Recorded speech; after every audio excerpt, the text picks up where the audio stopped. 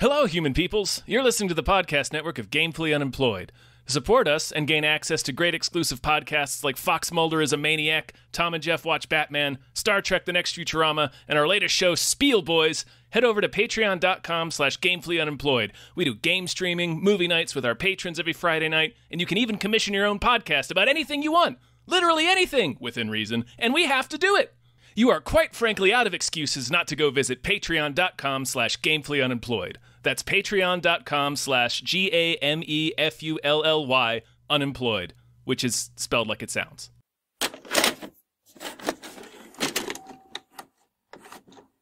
Woo! Oh, woo indeed. Oh, Hi. man. Hello, everyone. My name is David Bell, My name is Tom Ryman. and we just watched Sneakers! starring Donald Logue. Starring Donald Logue as an Austrian mathematician. Yeah. And no one what else. the fuck? Nobody else. This LTX-71 concealable mic is part of the same system that NASA used when they faked the Apollo moon landings. Worked for them. Shouldn't give us too many problems. They break and enter. How are we doing? Cars in position on the fire escape. Mothers in the cable vault. Carrying to Sever Master Circuit. But they're not thieves. We're getting too old for this. They know your secrets. But they're not spies. Gotta be there somewhere. What's he doing? Mr. Bishop, do you mind if I take a look? Carl, grow up. I give you something to work, baby. So people hire you to break into their places to make sure no one can break into their places? What's the living? Not a very good one. He's wearing a blazer and a turtleneck shirt tucked into his slacks because it was 1992. It really was. Okay, so first of all, big thank you to Vincent the Vampire, who gave us a list of movies and was like, choose one. And we were like, Sneakers. Sneakers it is. Yeah. So you wanted a course. podcast about sneakers. Well, I wanted you to pick something from this list. Okay, so you wanted a podcast about sneakers. Yeah, that's, of course. You can't put sneakers on a list This movie, and think we're going to choose something else. Yes, sorry. no, this movie just, it baffles me. I've only seen it twice. This was the second time. Same. I barely remembered it. I knew they spent a lot of time in vans. I remembered most of it. Yeah, this is Sneakers, folks. It's Robert Redford. It's a 1992 thriller, sort of. It's like a heist. It's like a heist movie, but it's a little like Ocean's 11. Honestly, that's the closest thing I can compare it to. It's listed as a comedy, and I was like, "Is it though?" Yeah, it's like, It's pretty light for a thriller. Yeah, it's like a low stakes thriller. Robert Redford as a hacker. Yeah, they're like hack thieves. It's a hack heist. It's Robert. It's the 1995 film Hackers, except if the cast was 2.5 times as old. When I think hackers, I think Robert Redford and Sidney Poitier. And Dan Aykroyd as himself. Yeah, let's Dan be Aykroyd honest. just playing Dan Aykroyd. Yep. And then River Phoenix is there, probably has no idea what he's doing. Just hanging out with all these fuckers. River Phoenix is there to sell tickets to the under 40 crowd. Yeah. Sneakers, and David Strathairn as a Whistler. And we cannot forget Ben Kingsley with a goddamn ponytail. Ben Kingsley with a ponytail doing a voice Also that comes as a and goes. Is also a hacker. He's like a mob hacker, mafia hacker. What a fucking weird idea. Mary McDonnell is there for no reason. She's for no reason. You're right. Until she suddenly has a function. She has a job on the eventual heist, but Robert Redford brings her in for no reason. Right, because you're right. Like he shows up. Says, he shows up. He's like, I need your help deciphering the mathematics that this guy is going to be talking about, and then he doesn't actually need her help for anything at all. It's just an excuse to get her into the movie so that she can be involved in the heist later. Anyway, I'm getting ahead of myself. So this movie is Sneakers, 1992 film. It's a heist movie, but it's like a hacking heist. And it was made in the time where dad movies were just movies. Like all movies were dad movies. Because this is the daddest movie ever made. Yeah, this movie, for all we know, had like a Burger King tie-in. It like, might this have. Is just, I remember seeing ads for this movie in comic books that I would buy. Yeah. It's just like, hey, kids, go see Sneakers. The movie is surprisingly left-wing, which Surprisingly, it's Robert Redford. Yeah, I see, but he doesn't always like inject that stuff. Unlike Dan Aykroyd, who loves to make sure you know he's Dan Aykroyd and everything. Yeah. Robert Redford doesn't make like leftist films, and it was just surprising to me that it begins with the idea of these two hackers are in college, and by college I mean the courthouse from Back to the Future. Which, yeah, I mean, it was used in movies. It's just funny. His character's name is Marty as well. It is. But, it sure is. Yeah. Yeah. So they're on the Universal backlot hacking, and they want to put a bunch of money into like socialist groups. And they're like, fuck the GOP, fuck the government. Yeah, they're stealing money from the RNC and depositing it in like legalizing weed and the Negro College Fund and all these, all the kinds of things that would just make conservatives furious. Right. It's very like people always say that Hollywood is like leftist, but it doesn't tend to be this. Not leftist. Not as much. That's what I thought was interesting. Like, I didn't disagree with it, but like him being like, fuck the government, fuck the NSA, fuck the GOP, socialism rules. I was just like, Jesus, cool. But anyway, Bishop and Cosmo are their names. Bish. And Bishop goes out. He leaves to go get food, I believe. Cosmo gets arrested. He goes to get a pizza. They do basically they Rochambeau for it, and he loses. So it's like total chance that he leaves. Yeah. And then the fucking feds show up and arrest the bejesus out of Cosmo, who will grow up to be Ben Kingsley. Yeah. The core of the movie is it's similar to, I would say, Star Trek Nemesis, Tom. Which is keep going. Picard is faced with his clone. Yeah. In that movie, played by Tom Hardy. And the idea is, if I were in your shoes, would I have become this? That's the premise of Star Trek Nemesis. Is like Picard looking at a version of himself who's turned to evil, having to deal with the idea of like, if I was raised in this Romulan like death camp, would I have also become this brutal? Right. Were my ideals misguided if they got nurtured in a certain direction? Exactly. And that's kind of what's going on here is what basically at this point, Cosmo and Bishop take two different paths. And spoilers, that's sort of the ending moment is they both want the same thing. Yeah. They're both like, fuck the man. But Cosmo gets hardened from prison and like has just a different life. So it's about choosing to do the thing the right way, which I don't know. There's a debate there, obviously. Yeah, it's not. It's. I also appreciate, and I don't know if they meant this to be ambiguous at the time. It's 1992, so they might have assumed. Well, people, it's because the premise is basically sort of like Fight Club, or like. Ben King, there's this box that Donald Logue has built that can decrypt any American code. So you can use this box to break into anything you want to. The government, NORAD, banks, air traffic control systems. And Ben Kingsley wants to burn it all down. Yeah, and I wasn't against it. Yeah, he's Tyler Durden. I wrote that down. Yeah, he's Tyler Durden. He's just like, I'm going to reset everybody's fucking bank accounts and just everything, back to zero. He's like socialist Bond villain. But more I think he wants to go further than Tyler. Yeah, right? he's Tyler anarchist. He's anarchist Bond villain, I guess. Yeah, because like Tyler wanted to reset everybody's debt, right? Like that was the... Yeah, it's very funny when they treat that like everything will go into chaos, and it's like, I don't know. I mean, there'll still be like law and order. A lot of banks may fail, but yeah, but like it's not like the world would crumble. Yeah, and same here, where he's like, I want to wipe it all out. Everybody's digital records, basically. Yeah, he wants to just erase everyone's footprint. Right. which it would have positive and negative consequences, obviously. Yeah, it'd work good for us, I feel like. Yeah. Because then what happens? The government goes and they're like, so how much money you have? And be like, I don't know, like $1 million? Like $1 million? Yeah, sure. You write down $1 million? I don't know what you do, like society, if that happened. Yeah. Just give everybody $1 million. Sure. Anyway, it's a little bit of there's a question: is that too far? And Robert Redford decides that's too far. Right, and it's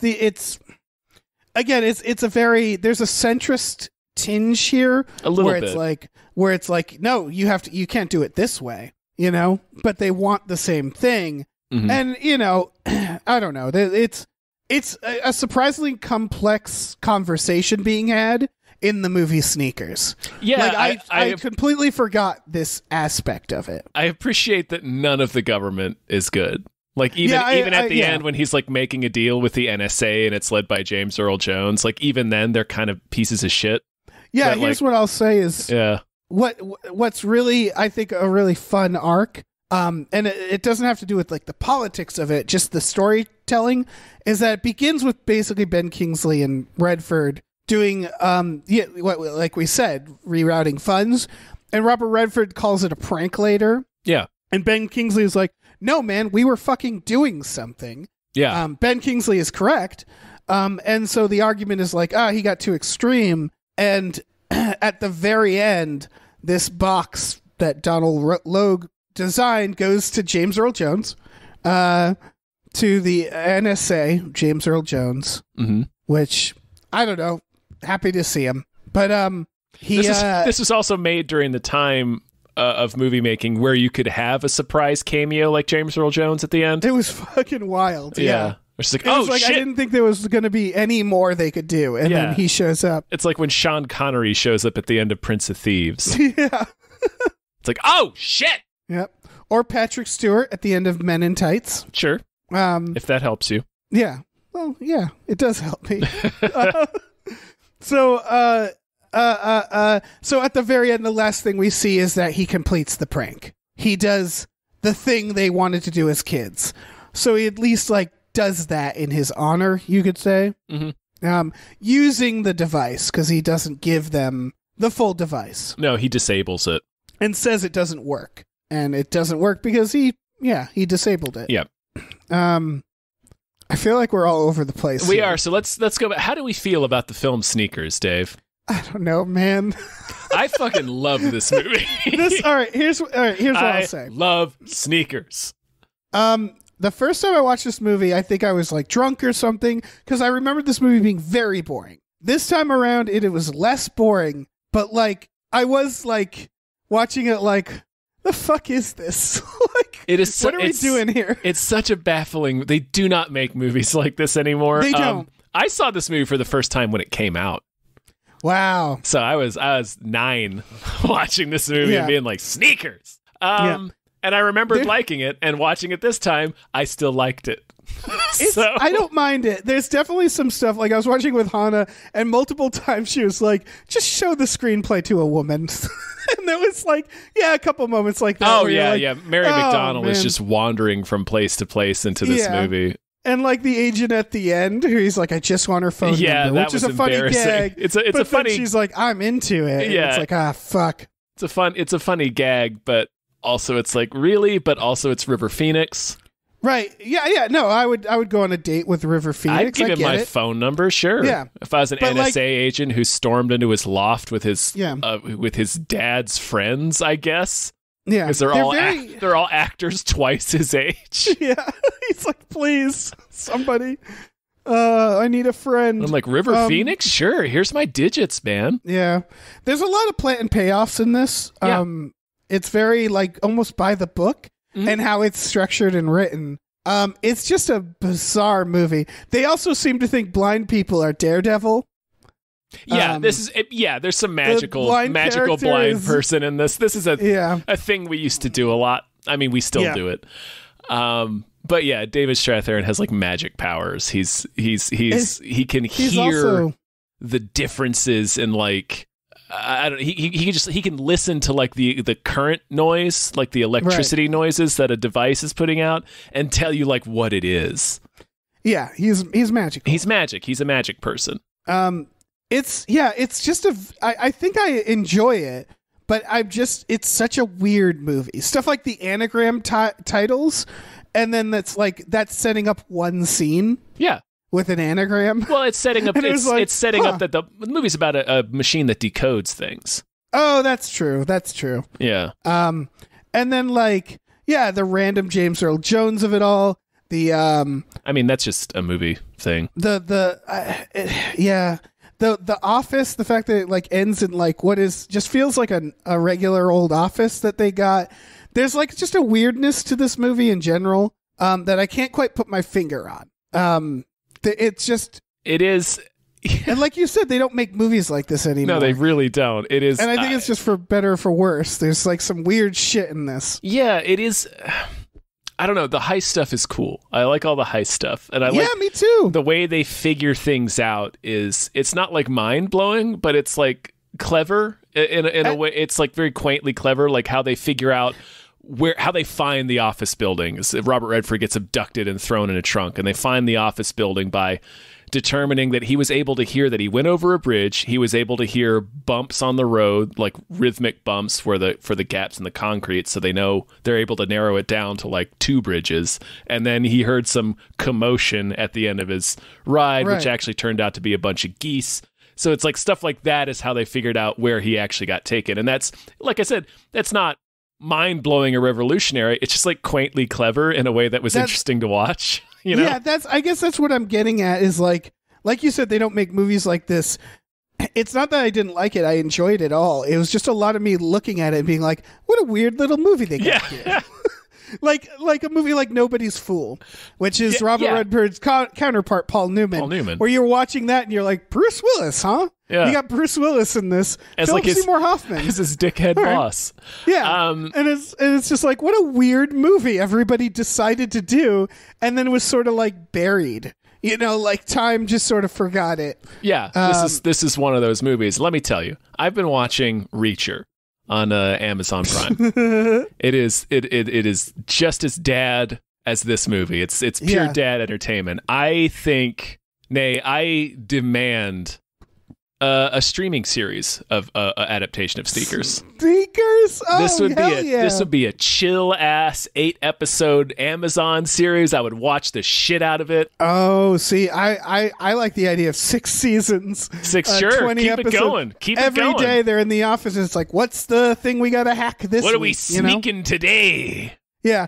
So it's called Sneakers because they're sneakers. Mm-hmm. They sneak, right? At the very end, as they're walking back into the loft before James Earl Jones surprises them.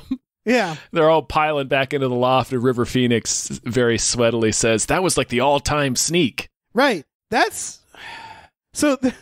spent most of this movie, my first note was, why is this called Sneakers? And I thought, the sneakers that you wear. Why is this called Sneakers? And then eventually I was because they're sneaky. Uh-huh. Jesus fucking Christ. Yep. That's so silly. It was originally titled Lil Sneakies. Also, they use one of my favorite eras of hacking. I remember this as a teen wanting to do this. The deaf character is a phone freak, Phreak, I believe, which is a phone hacker, which was blind. You said deaf character. I was confused for a second. And that's just that was a thing in the 90s where it was if you make sounds in a phone, you can get free calls, and there's all sorts of hacks you can do. And I remember as a kid looking that shit up and trying to do stuff. Mm-hmm. I know Star 67 was that'll disable caller ID, shit like that. And then cell phones were invented, and that entire thing went crumbling. Yeah. And so he's from that quaint era where it was phone hacker. Yeah, I'd forgotten about that. Yeah, you used to be able to make certain sounds that would trigger the automatic switchboard in a certain way. Yeah. Famously, there's I think a serial whistle could do something. They've done a few scenes. If you remember The Core, the hacker in that does a little phone freak moment too. Mm. And of course, in Hackers, they freak the phones. Of course, yeah. Yeah, you gotta. Ben Kingsley. What's his deal? That's one of the most baffling parts of this movie. So he runs in a very strange way. Yeah, I don't know if that matters. He was like does weird joggies. Yeah, he does weird weird runnies. He works at a toy company, which they say is a front. Yeah. But the person in the office next to him is designing a toy. He thinks he is. I mean, they'll put that chip in a toy. He designed a voice. It's Stephen Tobolowsky, by the way, who designed a voice recognizing chip that they are putting in a dog. Sure, but I'm sure like Ben Kingsley and his shadowy overlords are using it to more nefarious purposes. Sure, but they can't use all the toy things for nefarious purposes, I imagine. Yeah. What is all right? So he went to prison. Okay. So from what they tell, he's the hardest character to sort of track. Like he's the biggest question mark of this film, where he goes to prison and dies there. At least that's what Robert Redford thinks. He thinks Ben Kingsley died in prison, but what actually happened is he got hooked up with the mob or some sort of he never confirms if it was the mob or if it was feels like it's like the CIA. Like it feels like he has a lot of power. Because his two goons, Timothy Busfield and the old guy, are like former government agents.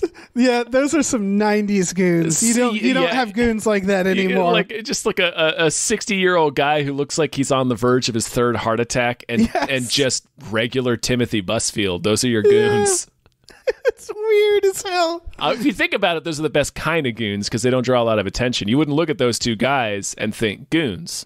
Right. Well, you would in the 90s. You might, yeah. Those are the type of people Arnold Schwarzenegger might fight. Right, he used to snap those necks all day long. Yeah. So he gets hooked up with some sort of organized crime syndicate that probably has something to do with the government, where he keeps their books for him. And they want Ben Kingsley to steal this device that Donald Logue has made because it stands to decode all of their super secret records of all the crime they've been doing. They can't have that. But Ben Kingsley wants it for his own purposes, which is what we talked about earlier. He wants to just burn the whole thing down. That's why he actually wants to get it. So they set up this toy company that's like this front. It's this very secure but again, office, also just a toy company. But too. also just at least one person, at least Stephen Tobolowsky is there designing toys, but also seems to know that he's working for a crime syndicate, because as soon as he finds out that Mary McDonnell gave him a fake name, he no shit drags her to the office to be like, she stole my card. I think she's trying to break into my office. So it's like he understands at the very least that what he's doing is sensitive enough that he's at risk of industrial espionage. Right. I want to talk about that for a second. Yes. Because they need to get Ned's voice to activate to get into the Ned office. Ryerson's voice. Ned Ryerson's voice. Yes. And so the idea is they say like, so we're going to send you on a date. You have to get him to say these words on tape, and then we're going to use them to get to the voice lock. To get to through the voice lock. And that seems like an Ocean's 11, like this is like week before the heist. And what we learn is they're literally doing it the same fucking night as the heist. They get the voice stuff the day before. Okay, I couldn't tell because then he says, you want to have breakfast, and she continues to go on dates with him. It's the next day. And it's to get his card the next day. It's to get his card and to keep him occupied, to keep him out of the office when they're actually breaking in. I guess that does make sense. But like, I don't know, just steal his card. Just mug him. I guess that would tell people. Yeah, exactly. As soon as he notices his card is gone, he'll call the office and they'll deactivate the card. Shoot him in the back of the head. I guess they're not killing people. No, they don't kill anybody. Yeah. Low body count in this film. Yeah, that's true. I just realized this actor, he's also in Spaceballs, another movie we did that will have already come out. The Devil's Advocate also has a Spaceball in it. Does that mean anything? Is this anything, Tom? No, I don't think it means anything at all. Okay. Anyway, It was very surprising that was all in real time. Yeah. I thought that was, I feel like they could have planned better. Also, Robert Redford is like the guy, he's like the dude doing the actual like heavy lifting, right? He's the one who goes in. He's like the James Bond, right? He's not the guy in the van. He's the guy out in the field. Yeah. And I think it's very funny that he can't improv. They do a scene where he walks in. There's a couple of scenes where he can't improv. Yeah. And it's like, what is he good for then? Like, just send in Sidney Poitier. Right. Why is he your face guy? If he can't think on his toes. He can't bluff. He has to awkwardly wait for Sidney Poitier and David Strathairn to feed him lines through his earpiece. Yeah. Like, what's the point of him? I don't know. It's really kind of confusing. And yeah, like in the scene, like the charmer, where they break into Ben Kingsley's office. Okay, so Ben Kingsley's office in this fake toy company, this toy company front, is basically the White Room in Mission Impossible. Like, yes, you can't get your body temperature over a certain degree. You can't move too fast, or it'll trip the motion sensors, and you can't really make any noise. So what they do to break him in is they send squirrely 19-year-old, great shape, perfect health River Phoenix up into the vents to turn the heat up so that Robert Redford, 60-year-old Robert Redford, can climb down into the office and creep through it in slow, to do like the real physical act of moving very slowly and stealing this box and climbing back into the ceiling. It's like, I think you guys should swap jobs. Seriously. I do really like the tension of that. The slow walking, that was good. A really good idea. It's good, yeah. But yeah, Robert Redford is dead weight. He really is. He's not hacking. He's not doing anything. He's just Robert Redford. It's like if Danny Ocean just like sat at the hotel the whole time. Well, here's the funny... Yeah, exactly. This is something I just realized as we're talking about this.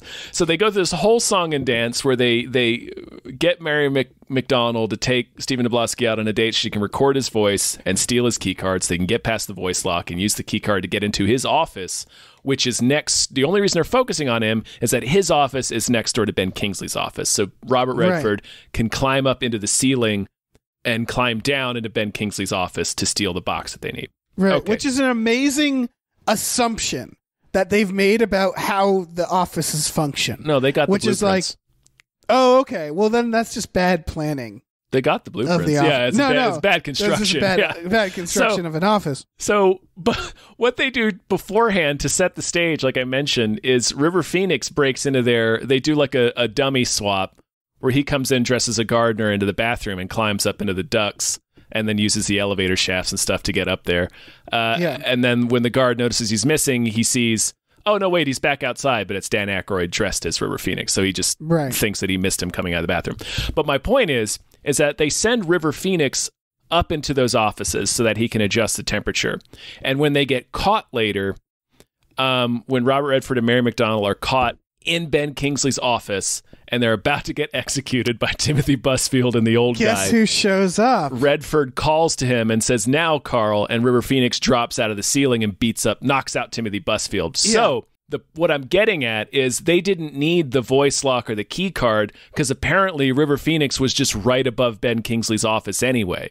Yeah, or he was able to get there. Yeah, he could have just did what he did, and instead of stopping at heating up the furnace, he could have just climbed down into his office. You never need to involve Stephen Tobolowsky. No, you could just go in and say, I need to use your bathroom. And apparently the bathroom has a vent that they knew about that'll get you into the building. Yeah. This is a terribly designed building, but you're right. That's all unnecessary. All of that stuff is unnecessary. Yeah. I guess this is what I mean is this movie it's not like an airtight movie. No. It's silly. It's like, got, I would say, a lot of holes in it, but it's like still enjoyable, and it comes down to the fact that if anybody else was in the cast, if it was any other cast, I wouldn't give a shit about this. Right? It's the cast makes it. Yeah, it's the fact that like every single actor is just the most charming.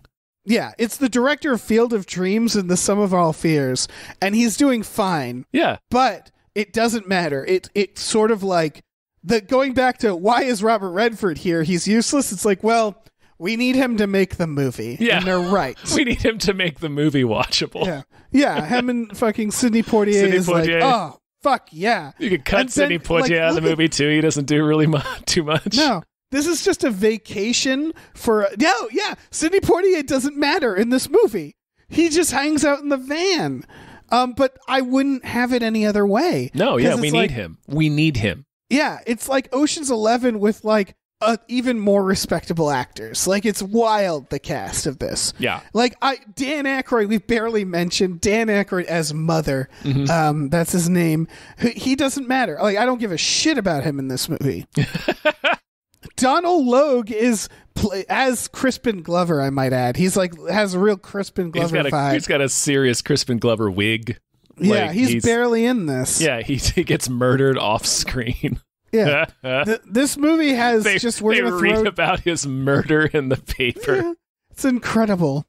They just throw James Earl Jones into the mix at the end, and it's just like, yeah, we got James Earl Jones too. Fuck it. The fact you mentioned is the director of Field of Dreams makes that make more sense. Oh yeah. That they were able to get him. But I mean, yeah, you used to be able to do stunt cameos like that. Yeah. But yeah, this movie it entirely rests on the fact that this is who we have. And it's so weird to watch. Like, it feels like the Steve Buscemi fellow kids meme where they're like all playing hackers. Yeah. Like, they're all like 60. It's like somebody told Robert Redford, like somebody called him like an old fuddy-duddy or something. It's like, oh, you just don't understand computers. And he's like, motherfucker, I'll show you. I'll make a movie where I'm the king of the hackers. Yeah, it's also like 92 where you can tell like this is the type of scripts that were probably being thrown around of like tech. We like VR Disclosure where they're like tech. Yeah. No reason for it. Or shit, like, yeah, Lawnmower Man stuff. I don't know what Lawnmower Man was. But yeah, we wanted tech movies. And so, yeah, it feels like Robert Redford being like, all right, we'll do a fucking tech movie. But, like, it plays to how fucking bizarre this movie is. It feels like a dream. Like, it feels like a weird dream. It's such a treat. Yeah. It's not a bad movie. It's just like, what the fuck? Fucking Strathairn has to drive a van. He has to drive the van across the parking lot. Yep. With Robert Redford guiding him. It's just pure chaos. Yep. And the van is really funny because they get found out, and there's like the security is like firing shotguns through the ceiling. They're really wrecking their place. And there's like, it's like an old timey prison escape where there's like lights everywhere. Yeah. And an alarm. And they get to the roof and they need to get to the van, and Sidney Poitier and Dan Aykroyd get like briefly caught, and then Sidney Poitier handles that shit. He just beats the shit out of three dudes. It's great. The whole movie, it feels like he's always about to beat the shit out of somebody. Yeah. And it's like very cathartic to see it finally right happen. On the edge. Yeah. Yeah. The whole movie. Which also is how Sidney Poitier like plays a lot of roles. I feel like he always had that like, I'm about to slap somebody at like feeling, even in like Guess Who's Coming to Dinner. Yeah. So anyway, he also gets the movie's only F-bomb when he beats those guys up. Oh, he does. You're right. He says, "I'm gonna split your fucking heads." I mean, who else do you give it to? You know? Yeah, exactly. So I guess what I was getting at is that they just need to get across a parking lot, and instead of just walking, because like nobody seems to be stopping them. There's no security in this scene. There's just like lights, and so like he has to walk this blind man through driving, and it feels like it would have taken half the time if they just walked to the van. Like the van's not that far. There's no reason they can't just walk to the van. Maybe. Why don't they walk to the van? It's so he can have that final thing with Ben Kingsley. Yeah. So he can have a final emotional climax with Ben Kingsley on the roof. Right. So it's not. It doesn't end with a fist fight. It ends with a conversation between these two guys. I liked. Yeah.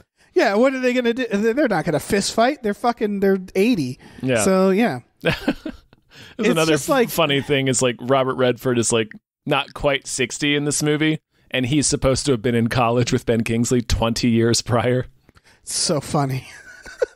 So we got a 35-year-old college student, all right? I loved the young Robert Redford character, the guy who played it.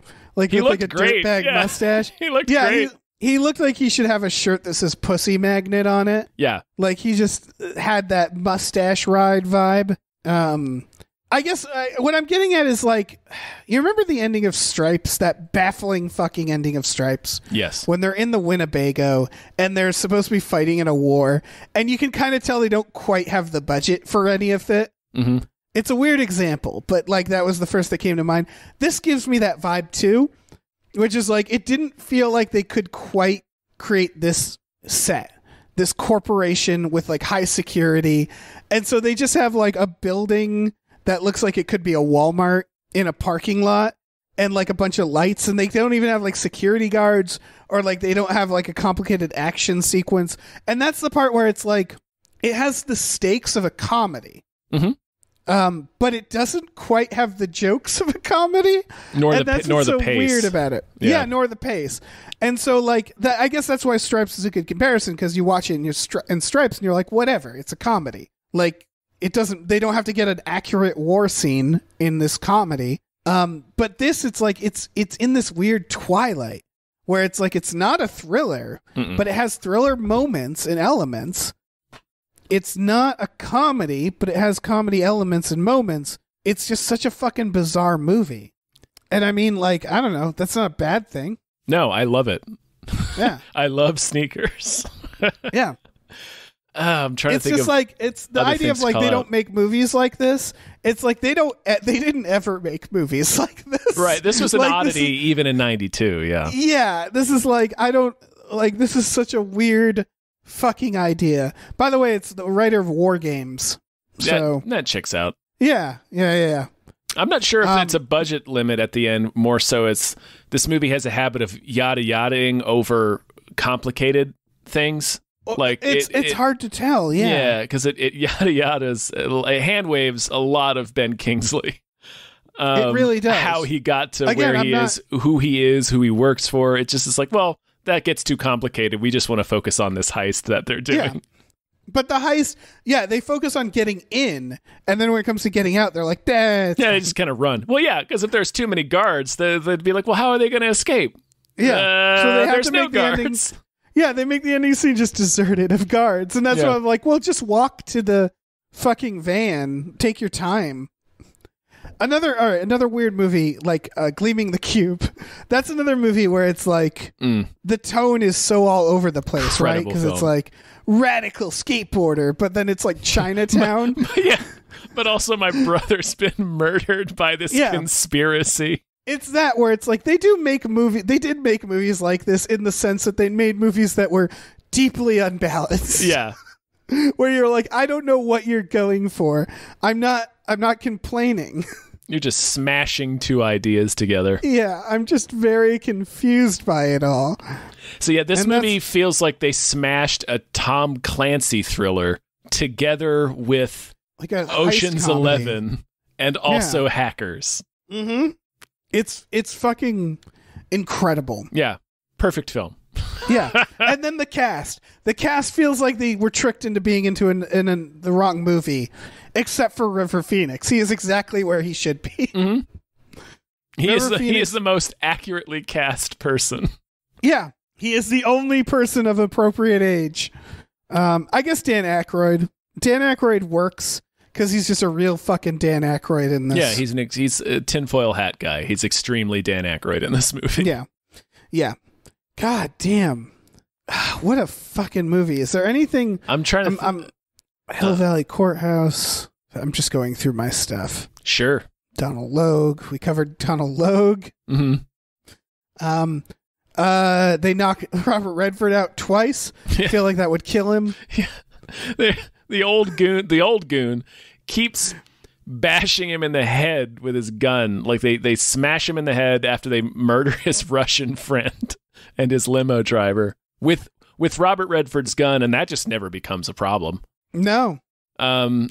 They take him to their secret hiding place and they pull over because I guess they could sense that Redford had woken up. Apparently. And then open the trunk to crush his fucking skull again. Yeah.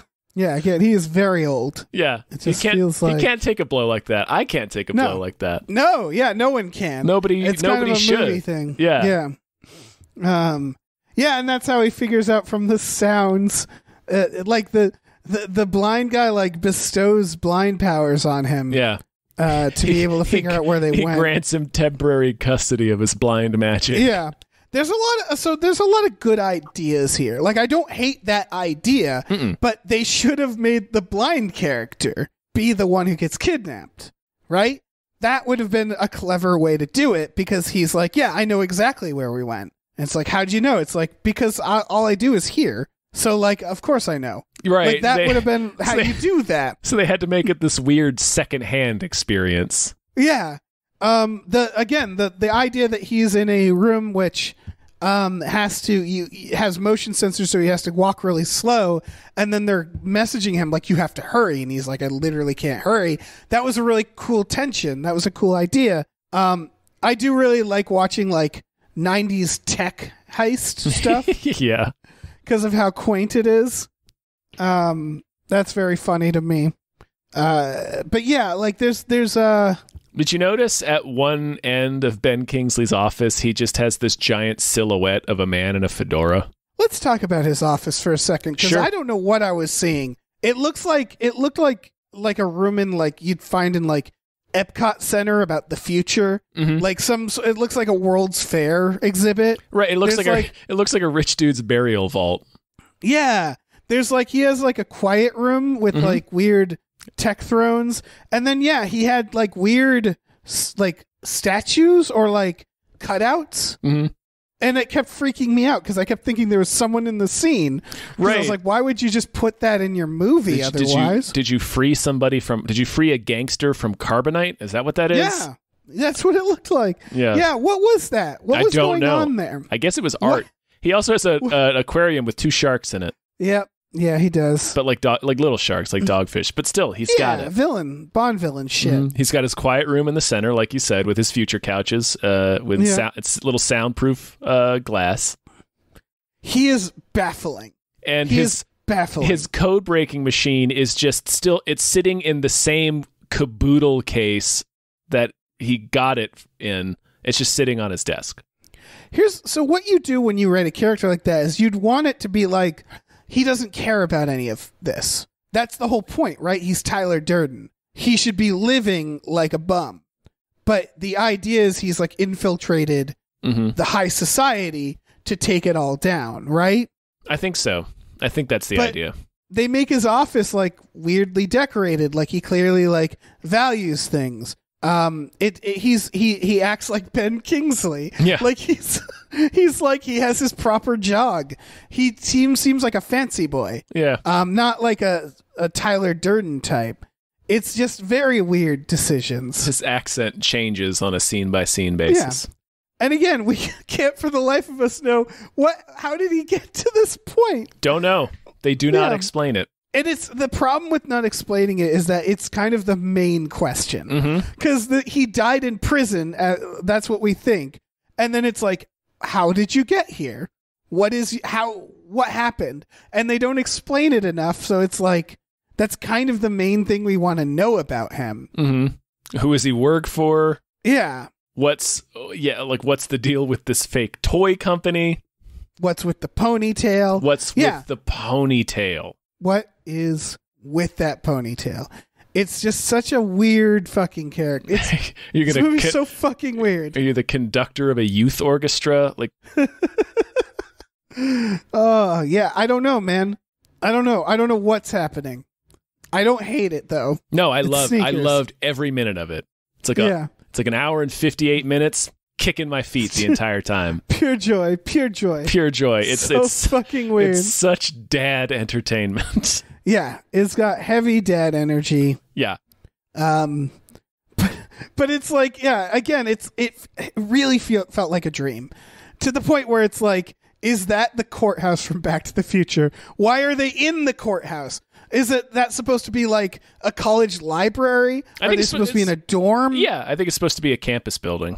Right. It just, I don't know. Maybe that more probably has to do with the association of that building. Yeah. Where you're just looking at it and you're like, all I see is Back to the Future Courthouse. Yeah. That's why it's not in movies anymore. Well, that and it burnt down, but like, I didn't notice that. I didn't notice that it was the Back to the Future, that it was the Hill Valley Town Square. So I have an issue just assuming that it was a campus building. So that might be a you problem. That might be a me problem. Yeah. It's just like, it's part of the dream logic of it all. It does have a lot of dream logic. Yeah, it feels, everything about Ben Kingsley is just a fever dream. Yeah, yeah. Everything Everything with a feels ponytail. Everything's like unclear in a weird way. He's going to do a taekwondo demonstration in the mall food court. Yeah, it's like Inception, where like they leave at the end, and you're like, "How did you leave? How did you get out of there?" Feels like there'd be cops. Ben Kingsley looks like a professional flautist. Like he looks like he recorded an album of himself playing the flute. Yes. He looks like a parody. Like he looks like the mom's new boyfriend in a comedy. You know what I mean? Yeah. Where he's going to get a pie in the face at some point. Yeah, he looks like Tim Robbins in High Fidelity. Like that's what he looks like. Yeah. It's really fucking weird. Yeah. Really fucking weird movie. Yeah, incredible film, Sneakers. Yeah, weird shit, Sneakers. Yeah. Real weird shit. It was an all-time sneak. Yeah. Sneakers. A sneak. Because they sneak. That's so stupid. I love that you're sitting there trying to puzzle through the meaning of that name for so long. Well, no one says Sneakers. Well, I know, and it's no also one says that. It's so dumb that you wouldn't immediately think of it. Right. You're like, well, That's it can't just be that. Yeah, exactly. It's like there must be something here with shoes or something. Right. It would be like calling Ocean's 11 Thieves. Yeah, exactly. Well, it can't just be that. Yeah. Oh, it is. It is just that. Okay. It is that. Okay, they're sneaky. What the fuck? They're also not that sneaky. They're not that sneaky. They're like a bunch of fucking moose. Yeah, they really are. Fucking Sidney Poitier's in this. What the fuck? Yeah, he is. So... Oh, man. They escape the heist by just stampeding their way out of the building, basically. River Phoenix literally crashes through the ceiling on top of a guy. Yeah. He not really terribly does do sneaky. That. Yeah. Man. And they're just not worried about, they're not worried about consequences. Like, they get back to the loft and River Phoenix is like, that was an all-time sneak. It's like, well, right, and you're handing the box over to the NSA, who as he leaves, James Earl Jones is like, oh, nobody is ever going to find out about this, you know. That's the whole reason they want it, is that it never happened. You guys never saw it. It's like, well, Ben Kingsley and his two goons and the scary-ass people he works for, they're all still alive and not in jail. They might be a little mad that you took their box. Yeah, it seems like they'll retaliate. Possibly they're on their way here now. Ben Kingsley, the whole thing is, I can't kill you, but I can have someone else kill you. Yes. And it's like, yeah, he's going to just have someone else kill them. He'll just have his goons kill you. It's all dream logic. Even at the end, when they give it over, it's like, well, he's still coming for you. How is he not? Yeah, imagine that. Imagine being killed by Timothy Busfield. Jesus. Yeah. It's dark. I think he's the murderer in First Kid. Is he? I think he's the crooked Secret Service agent, yeah. Apparently Bodie Elfman's in this somewhere. Who? Bodie Elfman. Do you not recognize that name? He's just been in a lot of stuff. It doesn't matter. He was in Mercury Rising. Sure. Doesn't matter. There's a lot of people in this. A lot of I don't know. Doesn't matter. This whole thing doesn't matter. Matters a little bit. It all mattered. Donald Logue was actually the biggest shocker for me. Yeah. Because I just didn't know he was doing movies at this time. Or at least it didn't click. And when he showed up, I was like, wait a fucking second. I know that person. Yeah, I know who that is. Can't be. Yeah. That can't be Donald Logue. I Googled it to make sure because I was like that. Surely it's just a man who looks like him. I was like, nope. No, it's just Donald Logue. Yeah. Which, again, in retrospect, it's like, well, he was in the X-Files around this time. He was doing stuff, so... This movie made $100 million, Dave. God damn it. That's so good. That's so good. It's excellent. Oh, I love Sneakers.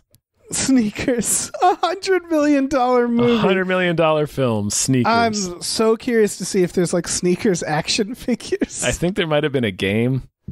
Oh, hell yeah. Oh, Like they were making a series based on the film, but nothing came together. Oh, that sucks. Let's see. Sneakers action figure. You just get a bunch of sneakers. Nah, that's not what I want. Film video game. I want to know if there's a video game. Sneakers. There's a video game called Sneakers, but it has a mouse on it. Oh, that's not right. Is a 2002 Xbox game. I don't imagine if they made a 2002 Right, they made an Xbox Sneakers game. God, why don't we get that? Why don't we have that in our society? I think you and I need to be the ones to put that into the world, man. Yeah, probably. We have to reignite the world's passion for sneakers. Yeah. We have to spread the word. Yeah, exactly. We have to go out there and whatever that's called. I don't know. Anyway. I don't know. Tell people about. We got to go door to door. Tell them the good. Yeah. Tell people about sneakers. There's a word for that, yeah. and I can't remember what it's called. All right, I found a vintage promo button for sneakers. Oh hell yeah! It's not much. It's hard because when you like Google sneakers movie merchandise, you just get shoes. That's not what I want. I want the film sneakers. It's called missionary work, Dave. That's what it's missionary called. Work. We have to go be sneakers missionaries. It's amazing because we'll be like, "Have you heard about sneakers?" And they're like, "The shoes." Like, and no. Allow me to show you the poster, and the poster, folks, look it up. It's amazing, incredible poster. It's them being little sneaks at the bottom. They're sneakers. Yeah, it's the poster. It's the cover of the movie. Everybody knows the sneakers cover. I feel like it's one of those like if you're a kid in a video store. And again, they're sneaking. They're sneaking in their own fucking They're cover. sneaky little buddies. They're sneaking in at the bottom. They're sneaking little buddies. Being little sneaks. Fuck. I don't have anything else to say, Dave. No, I haven't had anything to say for like the last 10 minutes. Sneakers, man. Yeah, I mean, see, if you're a fan of delightfully strange artifacts in terms of movies. That is the best way to describe this movie as an artifact. Yeah. It's very dude heavy, lots of swinging shaft. Oh yeah, and Mary McDonnell's character is embarrassingly written for sure. Yeah, women are not well written. Nothing like terrible happens. They're just you watch it and you're like, "Yep, this was made by dudes." Yeah. And so yeah, it's just I don't know. It's sneakers. It's sneakers, it's a man. movie that no one thinks about. Yeah. It's just there. It's just there in case you need it. Yeah. Yeah. All right. Well, hey, thanks, Vincent. Like a genial old ghost. Yeah. Yeah, it's like Yoo-Hoo's or something where it's like, yeah, I could use the sneakers every once in a while, but I'm not going to think about it too hard. God, no. Why would you? Yeah. But yeah, Vincent, thank you so much for letting us watch and talk about sneakers. Yeah. Really appreciate that. This was through... Very excited. I will cherish this day, Dave. Yeah, that you and I sat down will. and talked about sneakers. Yeah. It was bound. This is one where it's like, this was going to happen. We were going to do this eventually, right? Yeah. We were going to watch sneakers. Yeah, sneakers was going to be watched either on a movie night or just together as pals or for podcasts. It was going to happen. It's inevitable. Mm-hmm. But yeah, this was through our Patreon. If you're interested, you can go to patreon.com/gamefullyunemployed. You go on there. There's exclusive podcasts for just $5 a month. You get access to Tom and Jeff Watch Batman. Fox Mulder is a Maniac, Star Trek The Next Futurama, and Spiel Boys. For a little more, we watch movies every Friday night with our patrons. It's been a few weeks since we did this, but as of recording this, we did a night where we watched 1998 Alfred Hitchcock adaptations or / remakes starring Viggo Mortensen. Viggo Mortensen, yeah. That's which there is more than one of those. Yeah. We have fun, like the film Sneakers. We have little codes that you can decode while you're while you're watching the movie night. We choose a theme and we don't tell people. Yeah, that one was pretty obvious, but yeah, but what wasn't obvious is how many layers there were. Yeah, there were so many layers. It's like an ogre, Dave, or an onion. We also have a store. Head over to gamefullyunemployed.com where you'll find a link to our Teespring store. We have all kinds of cool original artwork and designs you get on t-shirts, stickers, mugs, posters, all kinds of things. You sneaks. So sneak on over there. Why would you end on a Shrek reference? Why wouldn't I? Yeah, I know. I'm tickled by that. It was there. It was there. It brought us to Shrek. Yep. I am going to write an academic novel, heavily researched, well-sourced, about how we would not have had a Shrek without Sneakers. You're probably right. You can draw a direct line from Sneakers to Shrek. Yeah. Without looking that up, I'm going to say definitely. Sneakers sneaked so that Shrek could walk. Yeah. All right, I'm out of things to say. All right, we're done.